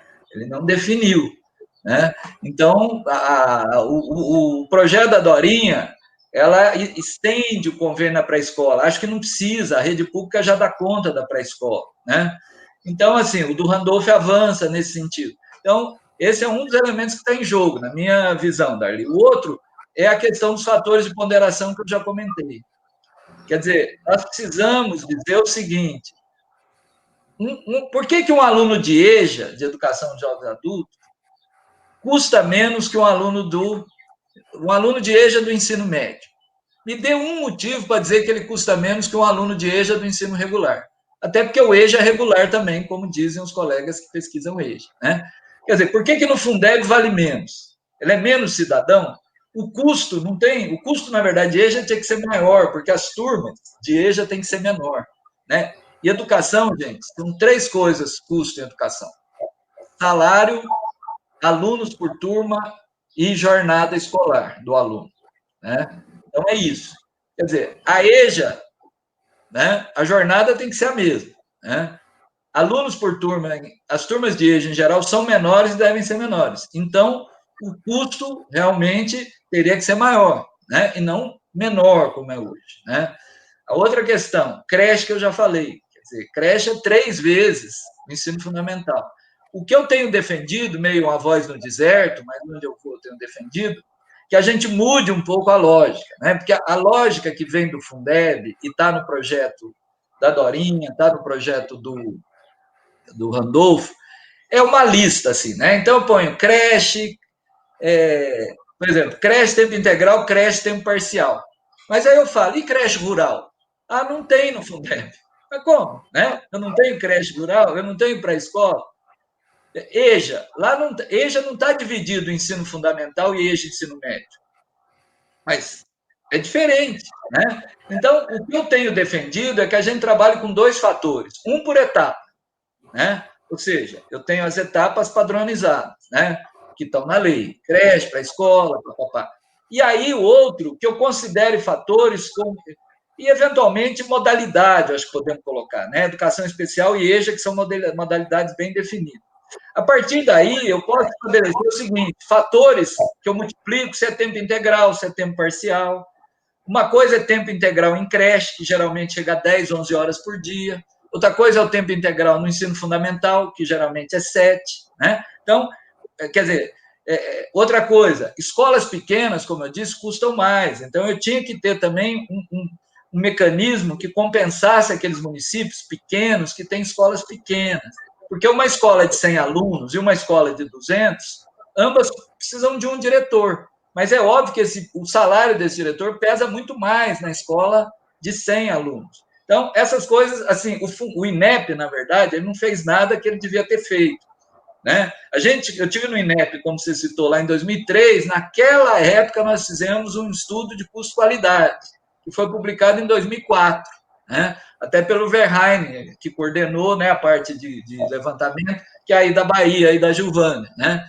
Então, naquele estudo, nós analisamos 9 estados brasileiros, né? Escolas de qualidade, quer dizer, o INEP não retomou isso, o Brasil não faz estudo de custo, né? Por que não faz? É ideológico, porque se fizer, vai ver que precisa de mais dinheiro, né, Darby? Então, esse é o segundo ponto, fator de ponderação, vamos acelerar, né? E o terceiro ponto que eu diria é a praga do IDEB, né? É a praga de associar dinheiro a desempenho. Quer dizer, aí, para resumir, eu recomendo sempre o livro da Diane Havitt, né? Aquela americana, né? Que publicou lá, acompanhou o sistema dos Estados Unidos e mostra o mal que fez, e tem em português o livro dela, né, gente? Vocês põem na internet aí, Diane Havitt, escreve mais ou menos aí que sai na internet, e tem entrevista dela, porque ela veio no Brasil vender o livro, e ela mostra o seguinte, você criar um sistema baseado em provas e bônus, né? O que esse sistema faz? Primeiro, você exclui os deficientes, você exclui aqueles alunos com baixa escolaridade, que a gente sabe que a nota deles vai ser menor, né? Segundo, você detona o currículo, porque o currículo fica totalmente focado na prova. Então, se é prova de português e matemática, geografia não precisa, história não precisa, arte não precisa, educação física não precisa, né? Então, você empobrece a formação desse menino. E, por último, e não menos importante, você põe fraude no sistema, né? Então, assim, por isso que eu sou muito crítico, né? É óbvio que as crianças vão aprender. Agora, eu vincular dinheiro, e principalmente, se eu vincular dinheiro ao IDEB, exatamente as escolas que mais precisam de dinheiro, que são as escolas com as crianças mais carentes, que são as escolas com piores IDEBs, elas não vão receber. Então, quer dizer, eu aumento a desigualdade quando, como você já comentou muito bem, a gente precisa... Quer dizer, a minha hipótese, Santa Catarina tem indicadores interessantes, né? E eu acho que tem a ver um pouquinho que a desigualdade parece que não é tão grande. Santa Catarina ainda tem um pouco da pequena propriedade, né? Tem uma característica que parece que é interessante. Eu sei que deve ter desafios gigantescos, eu sei que está aí, mas tem alguns indicadores educacionais interessantes em Santa Catarina que eu acho que tem a ver exatamente, né? Eu não sei exatamente o nível de desigualdade, o coeficiente de Gini, mas eu acho que tem a ver com isso, né? Bom, vamos falando, né? Monitoramento, né, Darlene? É uma coisa que, assim, nós temos um material bom, porque às vezes a gente esquece, né?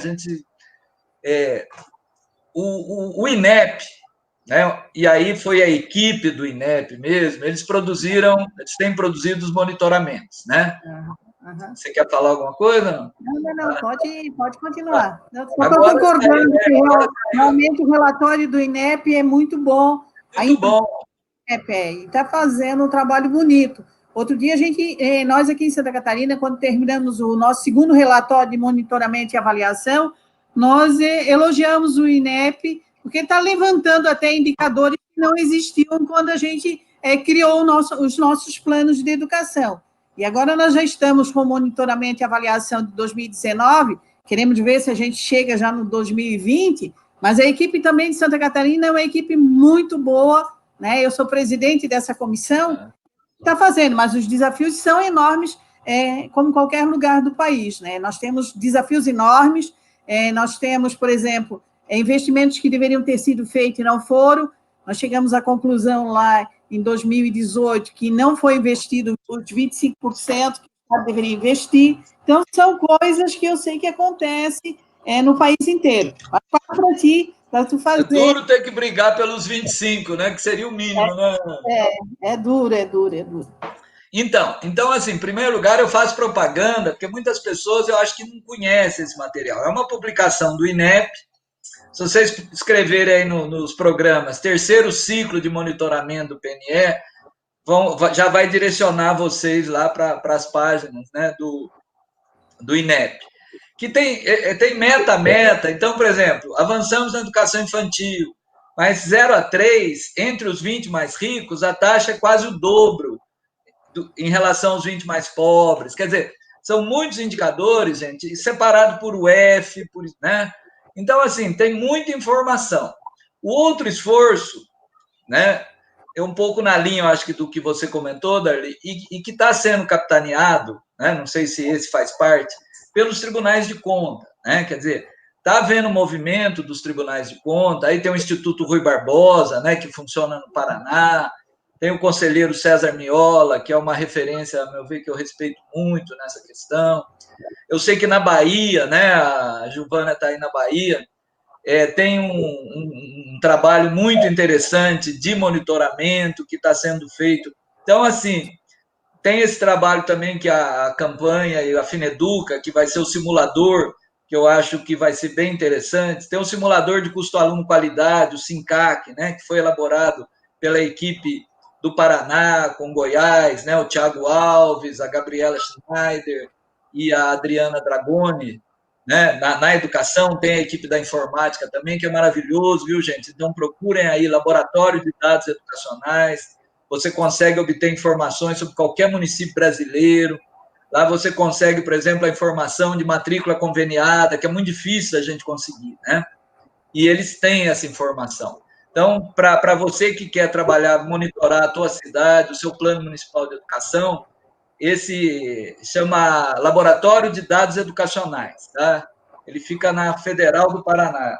Eu recomendo, é um trabalho maravilhoso, assim, é um trabalho, né, que a idealização veio do Thiago Alves, mas a equipe é fabulosa, é um trabalho de equipe, assim, e está sem dinheiro, isso é que é terrível no Brasil, né? As boas ideias, falta dinheiro, né?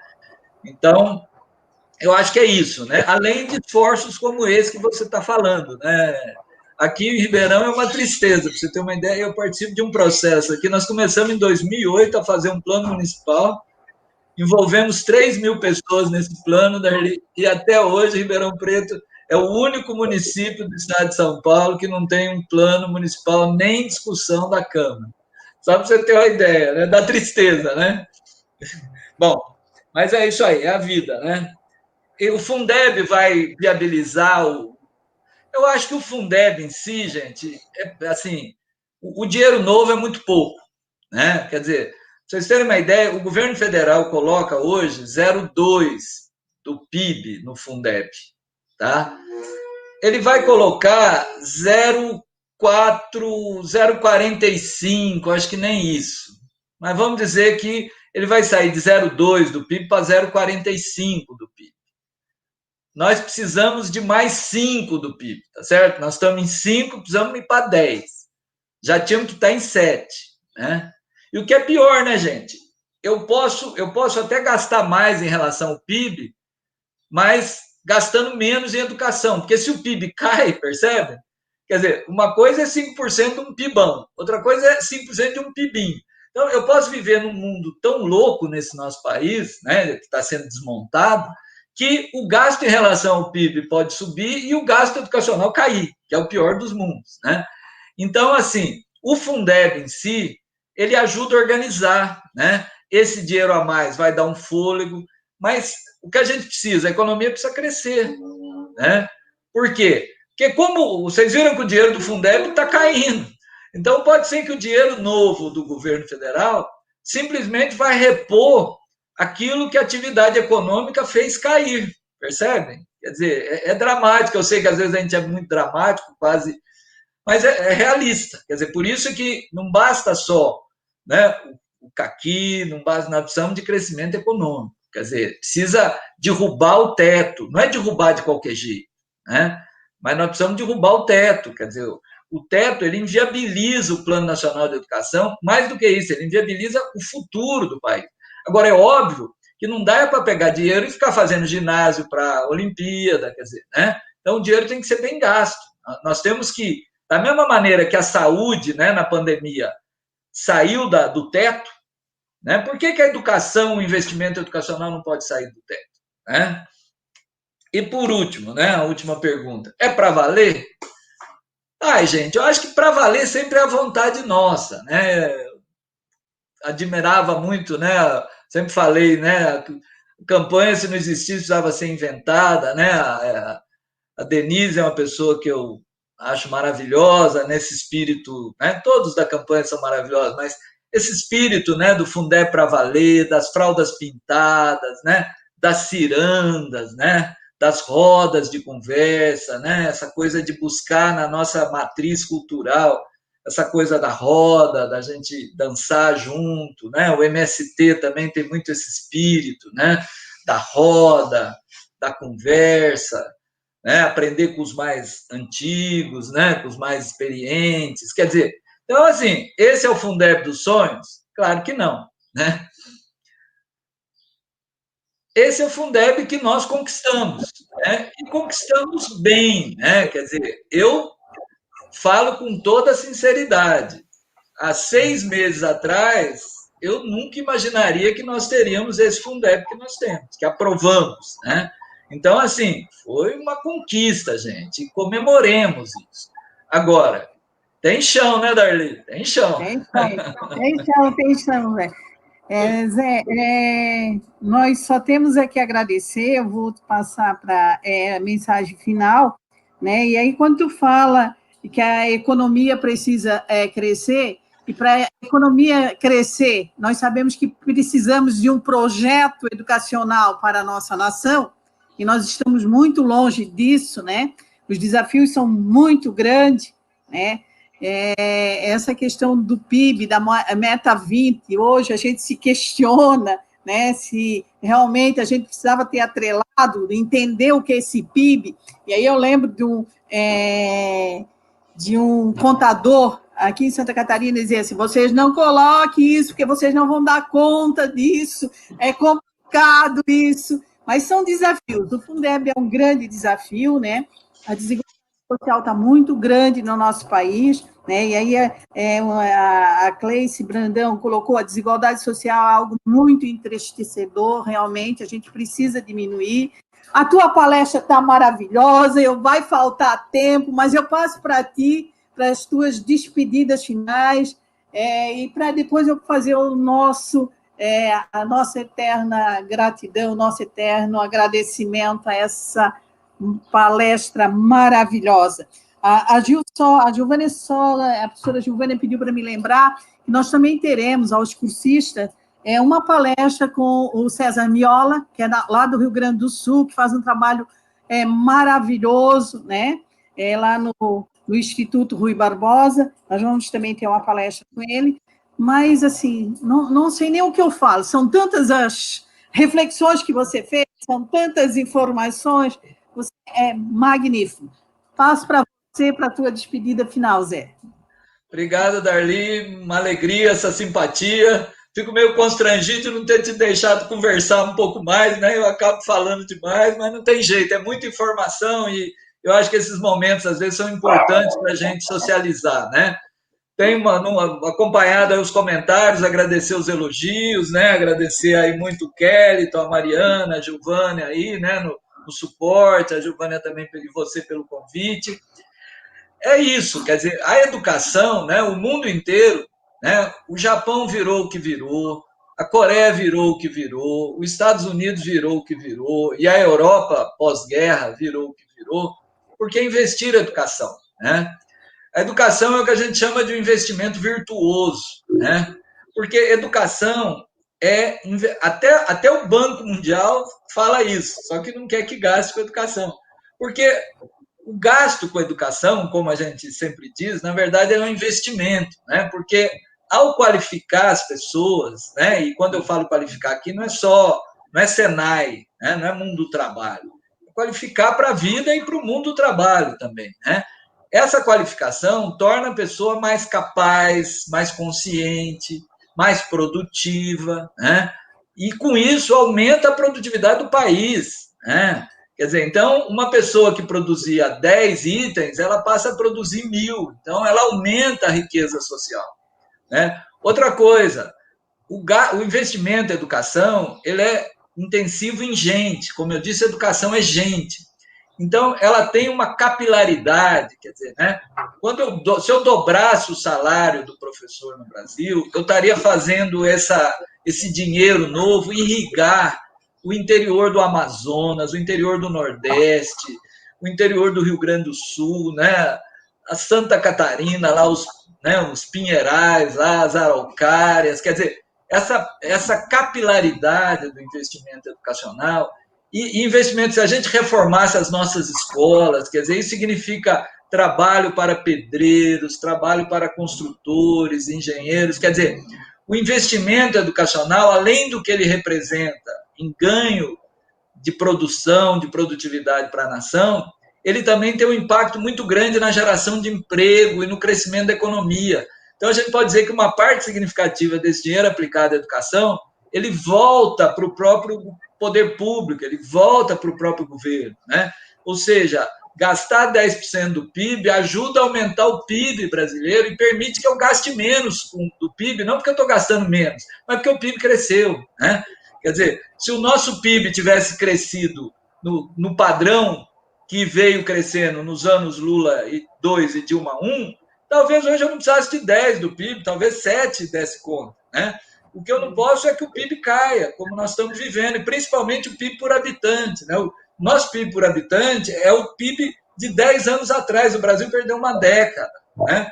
Um país que está cheio de jovens, o Brasil forma doutores e não emprega esses doutores, eles vão conseguir emprego nos Estados Unidos.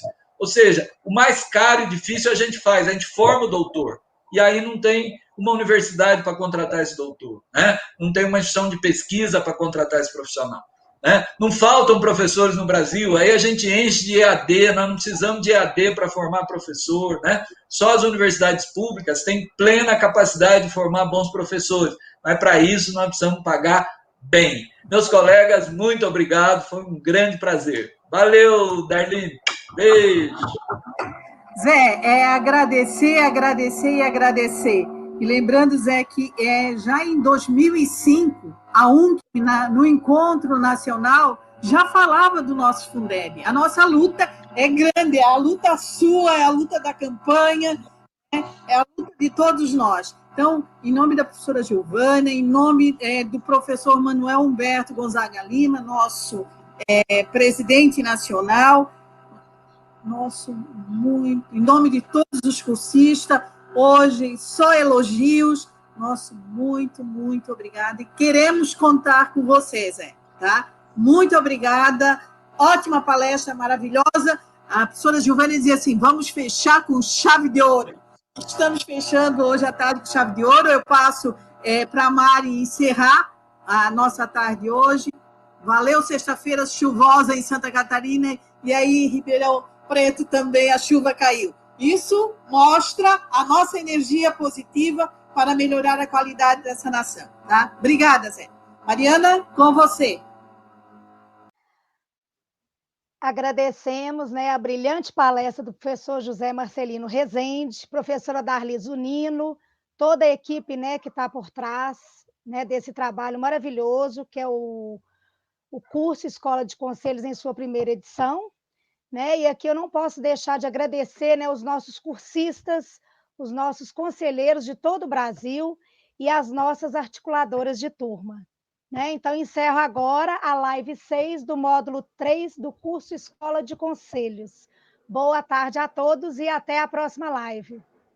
Tchau.